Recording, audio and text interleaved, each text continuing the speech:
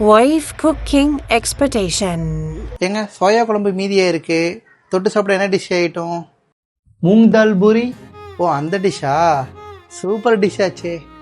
நீங்கள்லாம் அந்த டிஷ்ஷு செஞ்சு பாருங்க, குட்டி நாய் மாதிரி உங்கள் காலை சுற்றி வருவாங்க. இந்த மூங் தால் பூரிங்கிறது வந்து பார்த்திங்கன்னா அவ்வளோ உடம்புக்கு ஹெல்த்தி.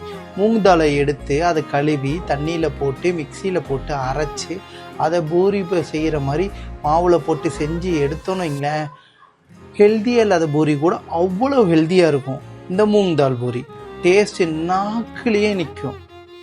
வெளியே போன ஆம்பளைங்க எல்லாருமே இதை ஃபோன் பண்ணி இந்த டிஷ்ஷு செஞ்சுருக்கேன்னு சொன்னீங்கன்னா உடனே ஓடி வந்துடுவாங்க. But reality. ஏங்க சோயா குழம்பு மீதியாக இருக்கு, தொட்டு சாப்பிட என்ன செய்ய? மூங் தால் பூரி பண்ணிடு. எது அந்த டிஷ்ஷா?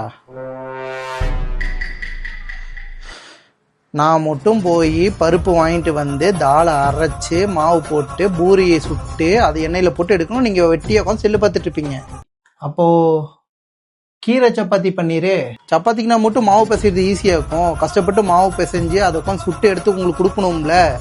நீங்கள் சாப்பிட்டுட்டு நொட்ட சொல்லுவீங்க. அட்லீஸ்ட் தோசையாவது பண்ணு. அப்போ அதுக்கு மாவு உட்காந்து ஆட்டுறது யாரு, உட்காந்து அப்புறம் அரைக்கிறது யாரு, தோசை ஊற்றுறது யாரு? நான் தானே.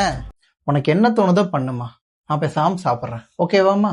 ஏதோ ஒன்று செஞ்சு தரலாம் கேட்டால் எதுவுமே சொல்கிறது இல்லை, புதுசாக செய்யலாம் கேட்டால் எதுவுமே கேட்கறது இல்லை. நீங்கள் கடைசியில் சோறு தான் வைக்கிற, அதை உட்காந்து திருட்டு போங்க.